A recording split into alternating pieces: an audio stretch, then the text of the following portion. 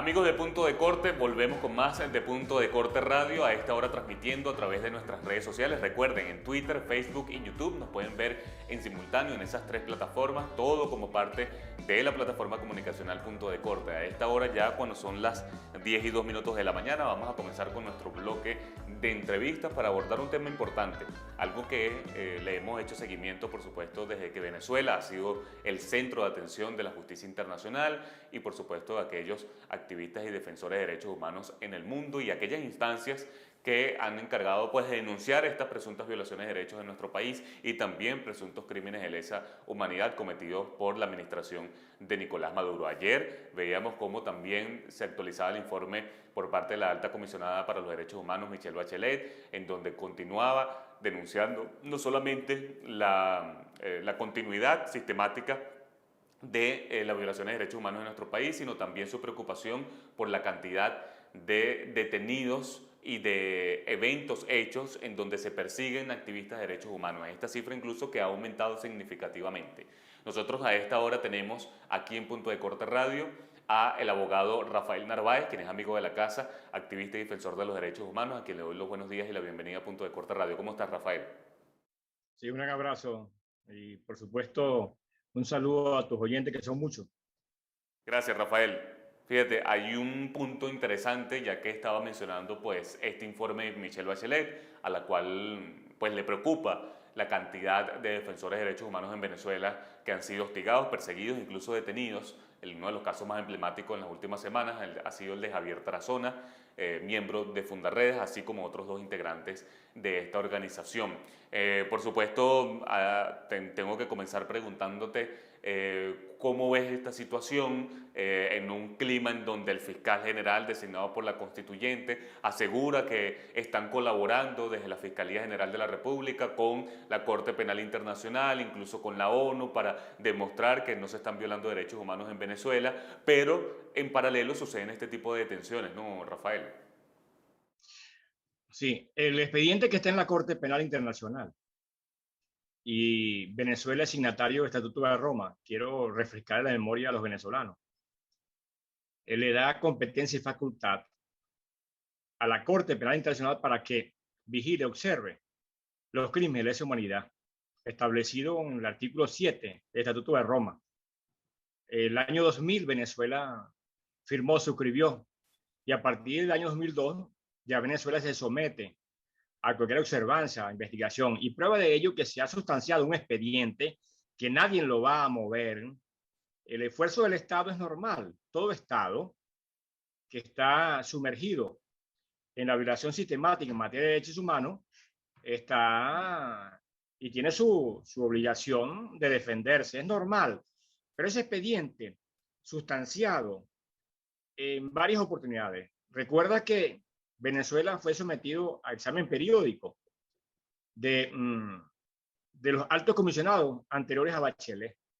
Se exhortó al Estado para que corrigiera e incluso el Estado estuvo participando en el sistema interamericano de derechos humanos conformado por la OEA en dos instancias. La Comisión Interamericana y el único tribunal que tiene que ver con la Corte Interamericana de Derechos Humanos. Ellos se salieron de allí sin consultar a las víctimas y se colocaron y buscaron una curul en el Consejo General de Derechos Humanos. Sin embargo, de allí, la alta comisionada que estuvo en Venezuela sustanciando expediente porque es muy difícil ocultar el testimonio referencial, las laceraciones, las torturas, tratos crueles, inhumanos y degradantes. Y en el mundo esto ha avanzado mucho. No es necesario que tú mantengas tus hematomas, tus torturas, tus testimonios en la parte física para que la justicia internacional tome en cuenta lo que tiene que ver con las denuncias. Y las denuncias, ¿por qué se hacen fuera del país? Bueno, todo el mundo sabe y el Estado sabe que se hicieron las denuncias fuera del país porque nuestra Carta Magna, nuestra norma suprema, nos da la competencia cuando no hay respuesta por parte del sistema jurídico interno venezolano. No hubo respuesta desde el 2014, cuando los ciudadanos, personas, plantearon una manifestación porque está establecido y es legal el derecho a manifestar y se prohíbe al Estado usar sustancias tóxicas. Y hay un límite al uso de lo que tiene que ver con la fuerza de seguridad del Estado. Hay limitaciones, hay estándares internacionales que tienen que respetarse y también establecieron nuestra Carta Magna de estas legislaciones. Recuerde que el 2014 salieron los cuerpos del Estado a reprimir, a torturar, a detener en forma arbitraria, porque en Venezuela hay 2 vías para detener a una persona. Y eso no lo dice Rafael Narváez, no, nuestra Carta Magna, si en verdad la respetamos, tenemos que respetar allí también el Código Procesal Penal. Tenemos que respetar el artículo 49 de nuestra Carta Magna, del debido proceso. Hay 2 figuras. Uno, el delito en caliente. ¿Qué significa eso jurídicamente? La flagrancia, es decir, yo te encontré a ti cometiendo un hecho punible. Por lo tanto, te someto a los cuerpos de seguridad del Estado para que un proceso de 48 horas le comunique al Ministerio Público. El Ministerio Público solicite una audiencia de presentación ante el tribunal para que diriman el conflicto. La segunda figura, que no la puede borrar nadie porque es la ley, tú no puedes andar al margen de la ley y sobre todo el Estado no puede estar al margen de nuestra Carta Magna, es una orden judicial previo a una investigación del Ministerio Público, quien se encarga, tiene la atribución constitucionalmente ius puniendi, la persecución del delito, la acción penal la tiene el Ministerio Público. Rafael, bueno, luego Rafael, fíjate que el bendito. ¿Quién se olvida de Zamora? ¿Quién se olvida de la Guardia Nacional que mutiló, que disparó, que hubo asesinato, que hubo represión, el CONAS? ¿Quién se olvida del Rafael, CONAS? realmente le preocupa. ¿Quién se olvida del CELIN? Le preocupa, Rafael. Y eso se fue sustanciando, Johan, para llegar al punto, a través de testimonio y la alta comisionada de gobierno de Venezuela sustanciar muchos casos. Y luego se creó en el Consejo Nacional de Derechos Humanos la misión de determinación independiente de los hechos en Venezuela. De manera que el expediente está allí, nadie lo puede borrar, el expediente está allí. Y aunque la fiscal Benzoe obstaculizó, dio unas últimas declaraciones, donde planteaba que habían razones para creer que en Venezuela se habían cometido crímenes de lesa humanidad, y luego declara ante los medios audiovisuales de que la Corte Penal había cumplido con los requisitos para investigación. Entonces, ¿qué pasa? ¿Es que acaso los altos mandos militares, verdad, quienes asumieron el Plan Zamora, es que acaso los poderes públicos no sabían lo que estaba ocurriendo? ¿O es que acaso no sabían que el Estatuto de Roma es el pulmón jurídico y el soporte legal de la Corte Penal y que somos nosotros signatarios, el Estado? Rafael. Es que no sabían que la Corte Penal estaba sustanciando y que a pesar de que no se dio la información en la gestión de la fiscal saliente, bueno, le tocará al abogado británico, por cierto, un experto internacional en materia de derecho penal, un experto allí que tiene en sus manos una pelota caliente. ¿Por qué? Bueno, porque ese expediente está sustanciado. Que el Estado se defendió. Claro, el Estado tiene que defenderse. Y por lo tanto, cuando solicitó ante las cuestiones preliminares, a la sala de cuestiones preliminares, bueno, fue a destiempo. Y es por eso que hoy en día la Corte Penal le está dando al Estado la posibilidad de presentar alegatos el 21 de julio, lo más tardar, porque el 23 de julio el fiscal. Tenemos inconvenientes con la señal del abogado Rafael Narváez.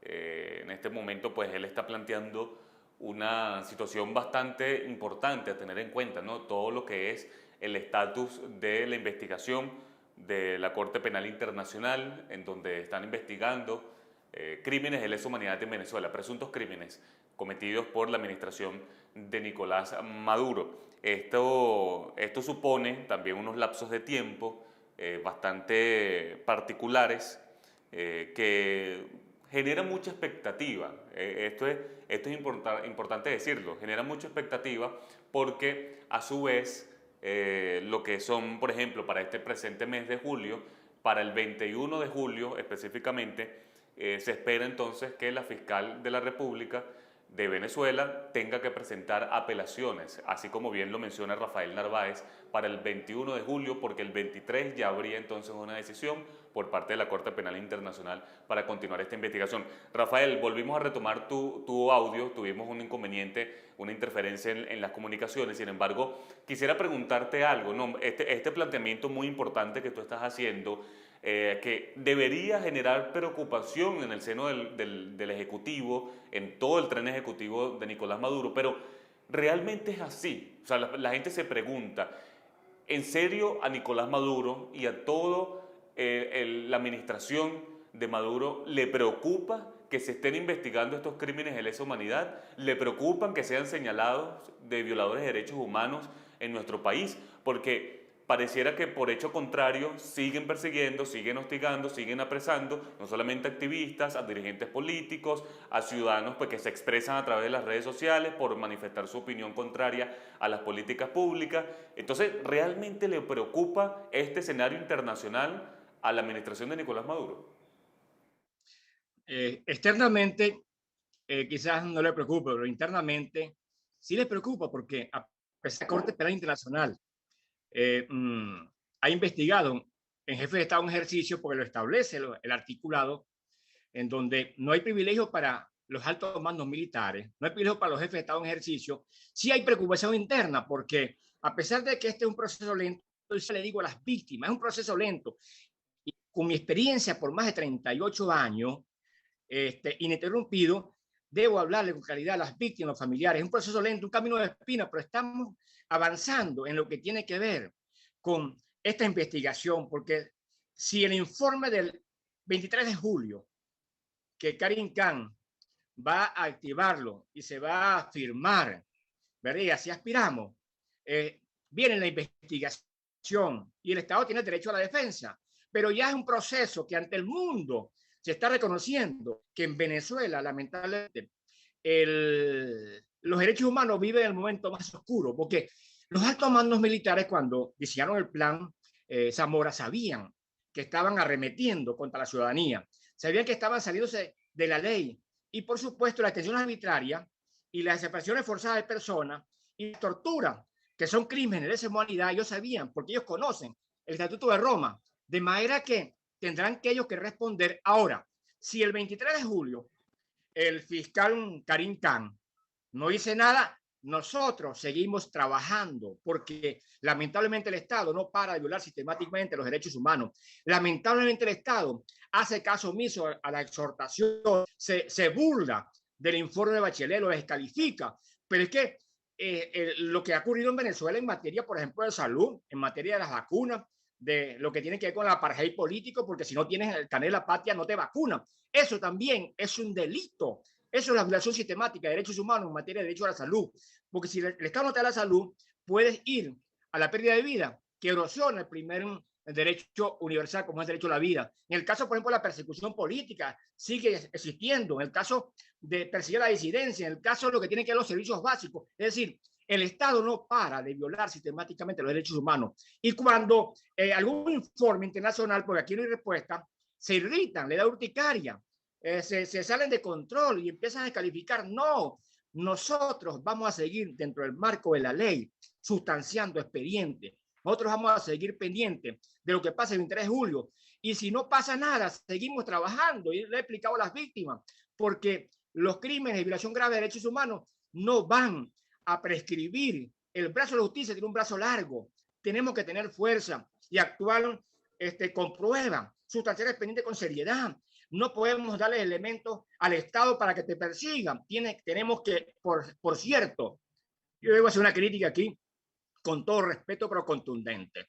No es posible que los colegios de abogados, la Federación de Abogados, aquí hay 60.000 abogados que egresamos de las universidades, que hicimos posgrado, que nos preparamos académicamente, y que nadie haya levantado la voz dentro del marco de la ley, como debe ser, con respeto, sin descalificación, a lo que tiene que ver con el sufrimiento de un pueblo, de las víctimas de violación grave de derechos humanos. Nadie ha opinado sobre la Corte Penal, nadie ha opinado sobre lo que puede suceder, nadie se ha puesto la orden en favor de las víctimas en cuanto a la persecución, un país justificado, con hambre, una migración que encuentra xenofobia y muerte por los países receptores y nadie levanta la voz en defender al ser humano.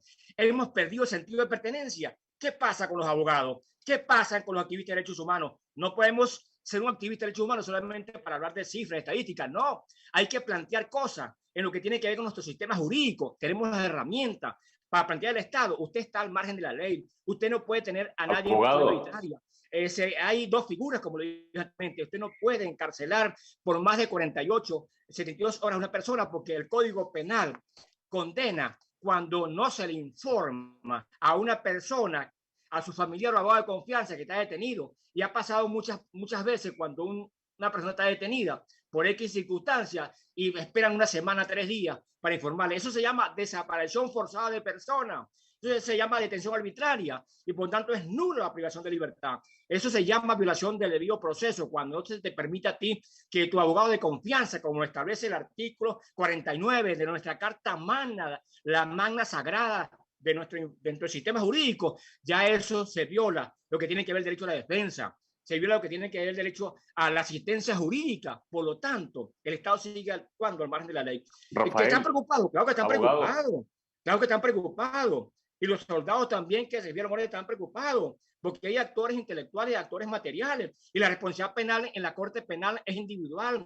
En cambio, el sistema interamericano es el Estado completo. No, aquí se precisa quién dio la orden, quién ejecutó la orden y dónde están los resultados. ¿Cuáles son los resultados? Más de 165 personas asesinadas, 5.335 detenciones arbitrarias. Todavía hay muchas personas bajo presentación que no tienen libertad plena.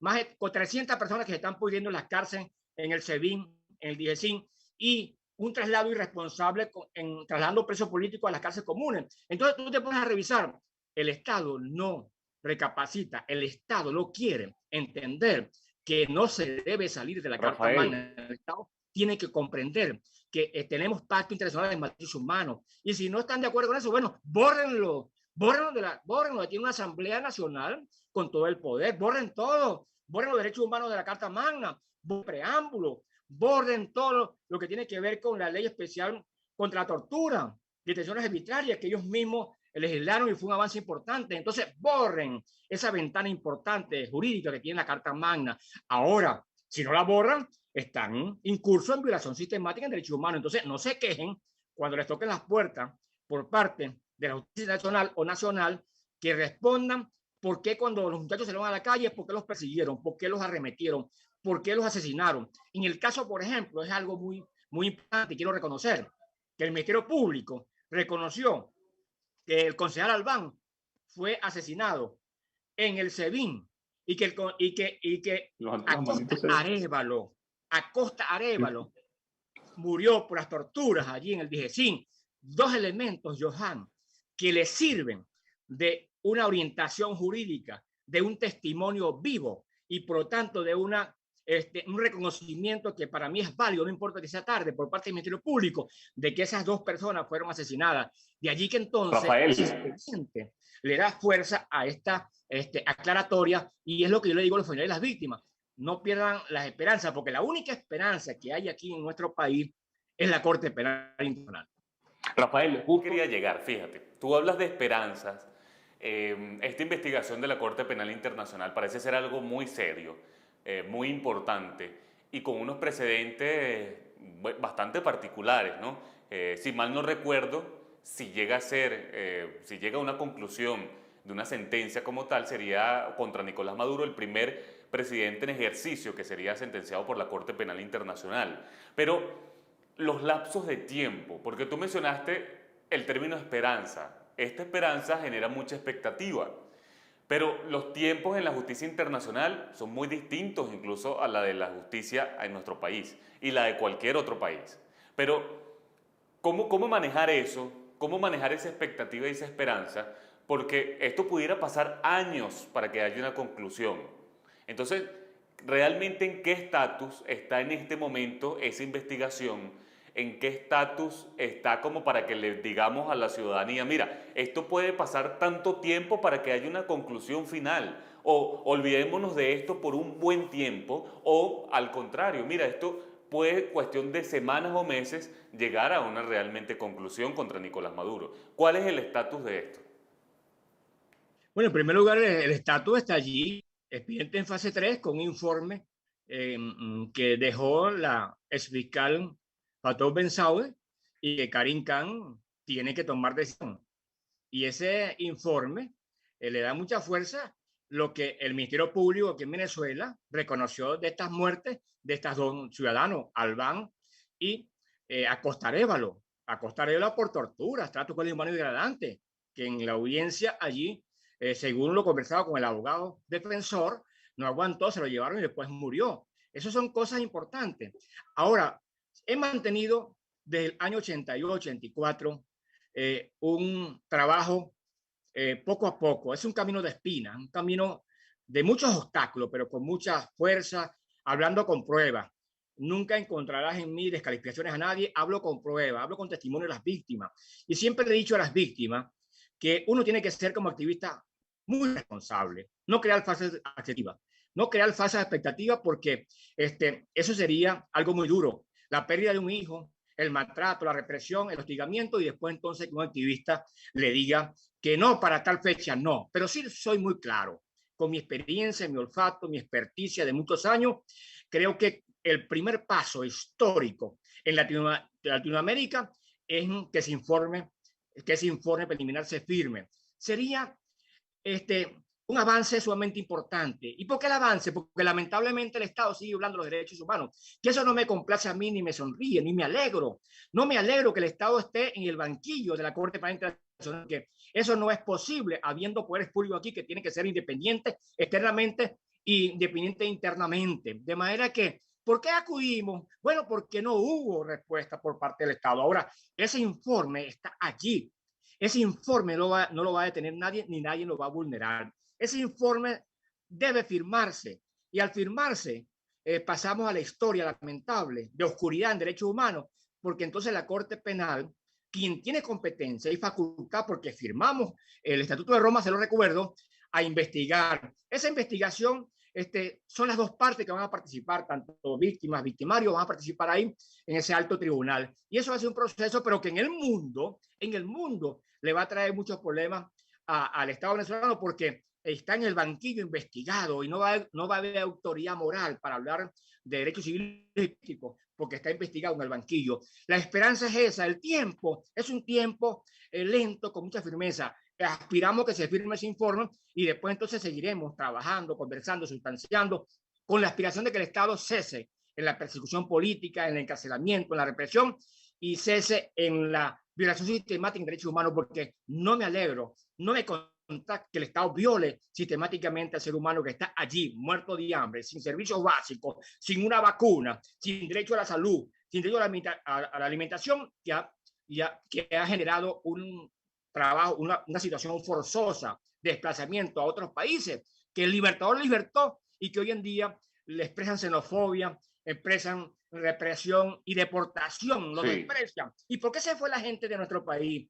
La gente de nuestro país es una gente amable, que le gusta la chercha, el chiste, pero se fue porque anda buscando vida, comida para mandarle a sus padres. Eso es lo que la gente no ve. Y por cierto, una crítica constructiva. No es posible que el sector político de las dos tendencias esté por encima de su aspiración política que el ser humano. No es posible que el CNE, no es posible que los poderes públicos de la Asamblea estén pensando solamente en elecciones, cuando no hay posibilidad de vacuna, no hay dinero para comprar ni pagar COVA, no hay dinero para restablecer lo que tiene la seguridad social en Venezuela, no les duele el hambre, no es posible. Y el punto de encuentro que debe tener un venezolano, que debe tener la tendencia política oficialista del gobierno, es el reencuentro con el ser humano. El ser humano tiene que estar por encima de la apetencia personal. No es posible que tú le estés planteando unas elecciones cuando la gente se está muriendo de hambre, cuando hay una pandemia indetenible, cuando mueren casi todos los días 18 y 17 personas, porque no hay forma de tener esa pandemia mundial, porque no hay vacuna. Y la primera dosis ya se les dio, la segunda no se la pudo dar. Entonces, ¿qué es más importante? ¿El ser humano o es la apetencia del alimento político? ¿Qué es más importante? ¿El ser humano o elecciones? ¿Qué es más importante? ¿Los derechos a la vida, a la salud, a la alimentación, a los servicios básicos? ¿O lo que tiene que ver es el poder intoxicarnos de poder? Es la crítica que haya una reflexión, que haya un punto de encuentro. Ese encuentro, negociación, tiene que estar en una agenda de prioridades. Uno, la vida, la salud, la libertad y por lo tanto un reencuentro de los venezolanos. De lo contrario, es una demagogia pura en contra del ser humano. Rafael, agradezco realmente todo este escenario como lo has planteado, pero como siempre. Es una situación muy delicada, muy difícil, a la cual, por supuesto, no solamente los medios de comunicación, ustedes como activistas y defensores de derechos humanos, sino también la comunidad internacional no quita el ojo de encima. Venezuela sigue siendo, por supuesto, el centro de atención, al menos en este tema de violaciones de derechos humanos en nuestra región y en el mundo.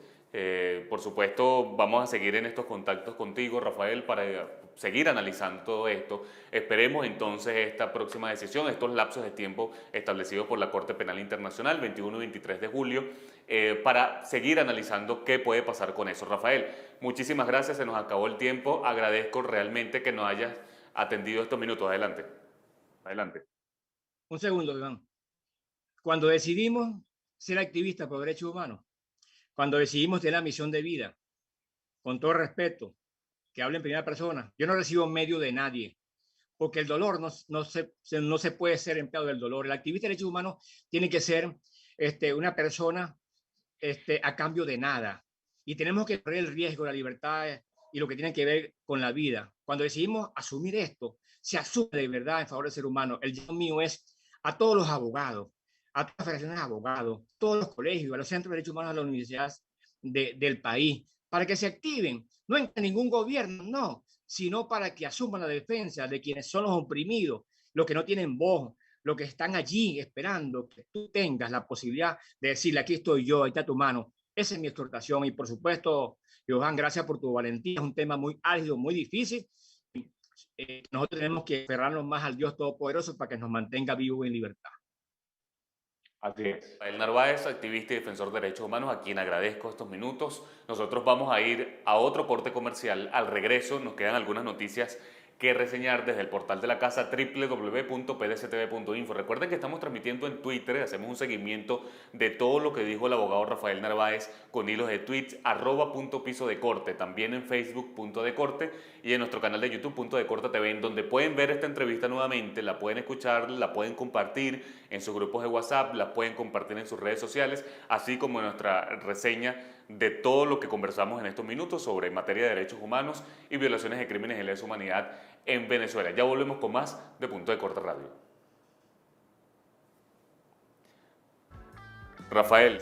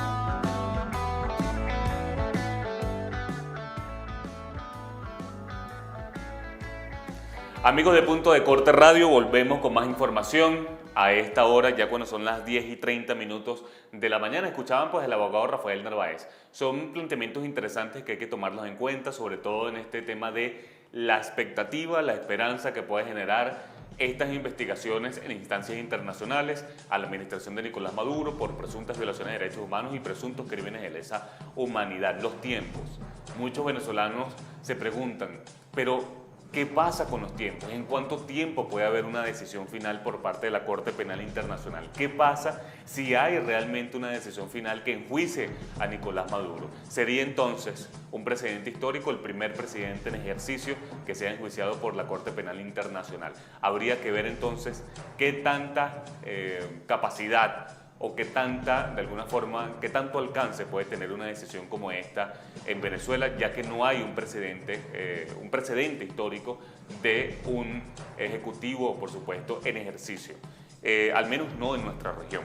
Esto es importante mencionar. Bien, nosotros vamos a continuar con informaciones, como bien saben, desde el portal de la casa, www.pdctv.info. Ingresen allí.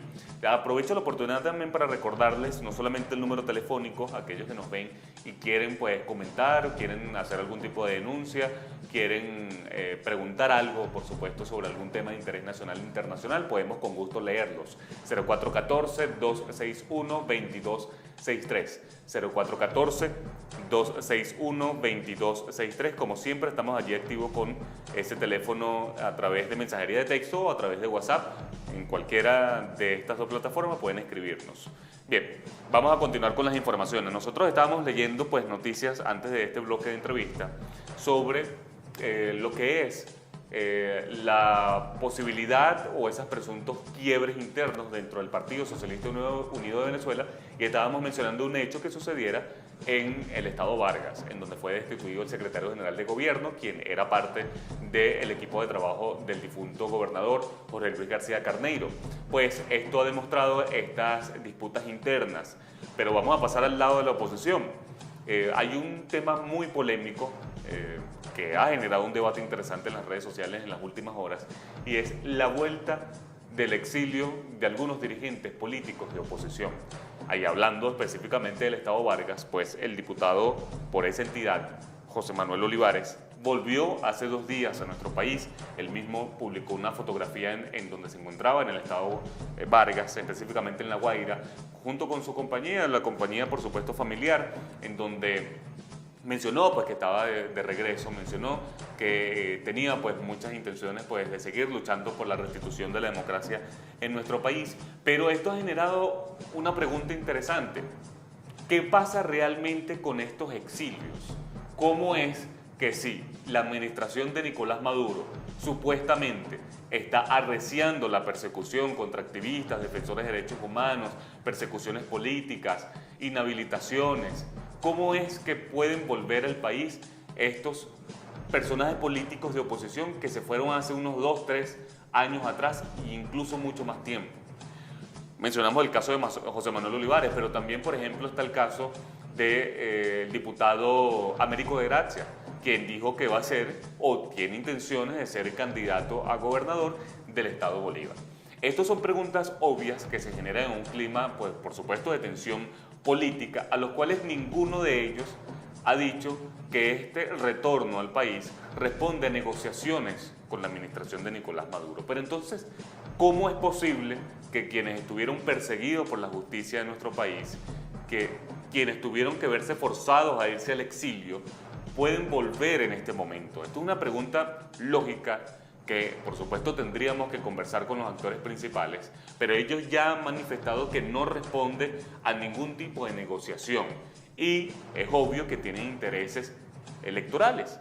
Pues en esta oportunidad nosotros reseñamos una noticia desde el portal de la casa, www.pdctv.info, que dice: esto fue lo que manifestó José Manuel Olivares sobre su posible candidatura en el estado Vargas. Aquí pues reseñamos declaraciones de José Manuel Olivares, diputado médico venezolano, quien ya tenía 3 años en el exilio. Si mi nombre suma para reconstruir y suma para devolver la esperanza al guaireño, pues estoy dispuesto. Fíjense que él deja abierta una posibilidad allí, no está afirmando que va a participar, tampoco lo está negando, pero ya esto da por hecho de que pudiera estar entonces entre los nombres, incluso de unas posibles primarias que se habla que la oposición pudiera estar realizando también en el mes de agosto. Esto no ha estado confirmado, no lo hemos podido confirmar de manera particular desde el punto de corte, pero algunas fuentes sugieren que para ese mes pudiera haber una participación en primarias, incluso a través de la tarjeta que ha sido habilitada nuevamente por el Consejo Nacional Electoral, y es la de la Mesa de la Unidad Democrática.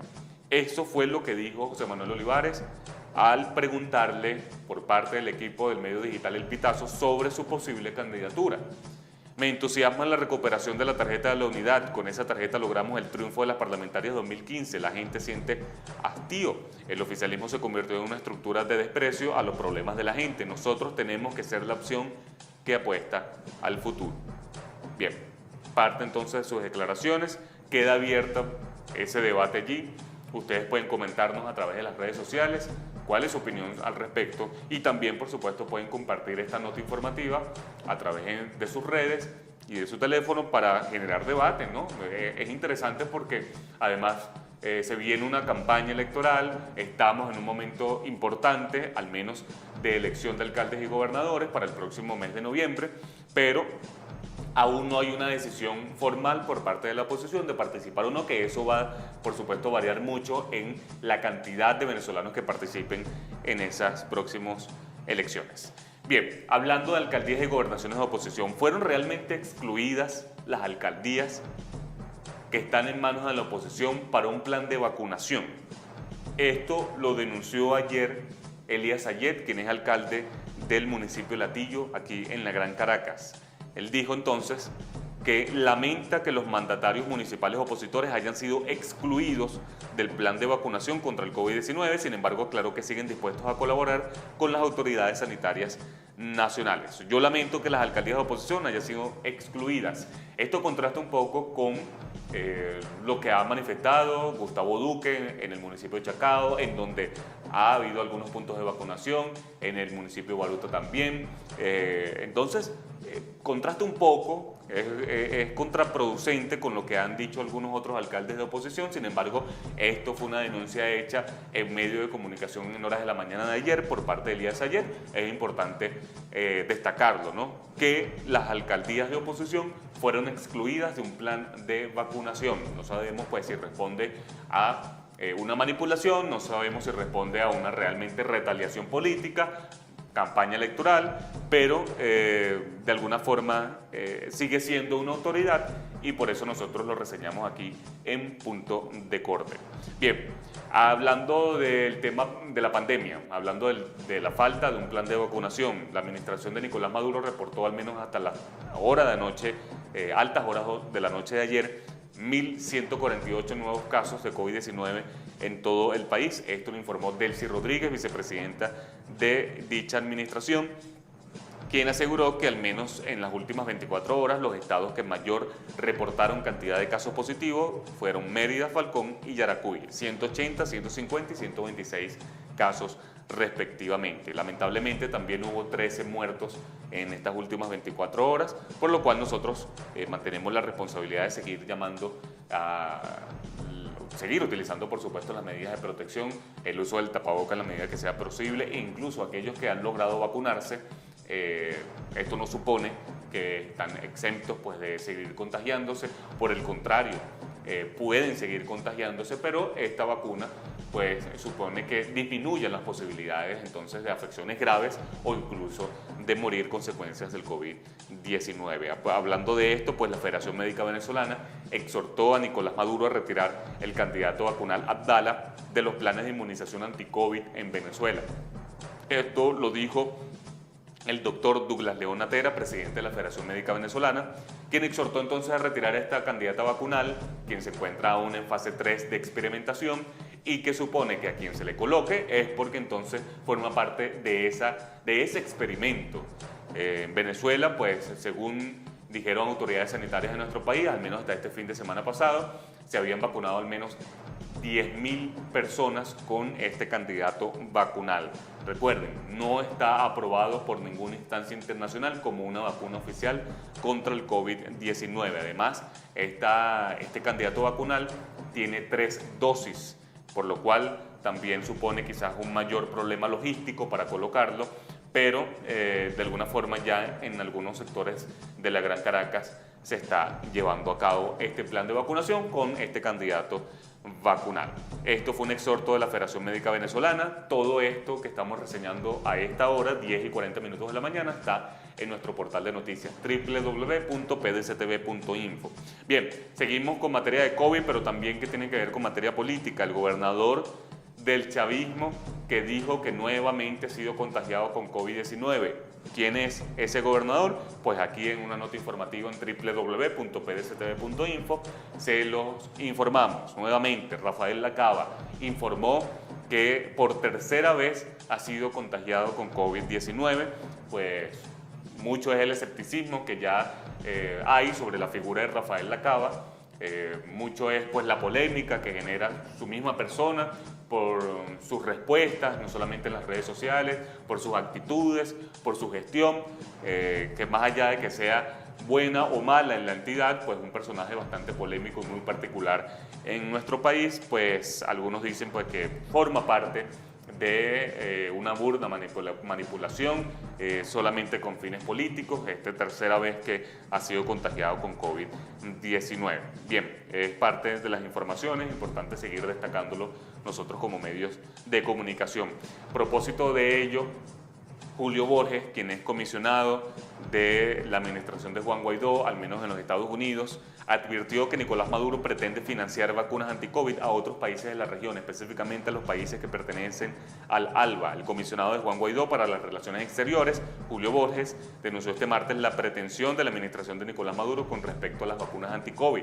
Denunciamos que Maduro pretende financiar un banco de vacunas al ALBA en detrimento de millones de venezolanos que mueren por su pésima gestión y politización con respecto a la pandemia. Si esto de alguna forma se llega a traducir en una realidad, en un hecho, pues supone claramente una indiferencia con lo que están sucediendo, en lo que está sucediendo en nuestros hospitales con aquellos venezolanos que están padeciendo de COVID-19, ¿no? Y por supuesto con una falta de información veraz y eficaz, al menos en un plan de vacunación masivo, que hay mucha incertidumbre, nosotros hemos comentado ya en distintas oportunidades, pues que en Venezuela pareciera que hubieran incluso puntos clandestinos de vacunación.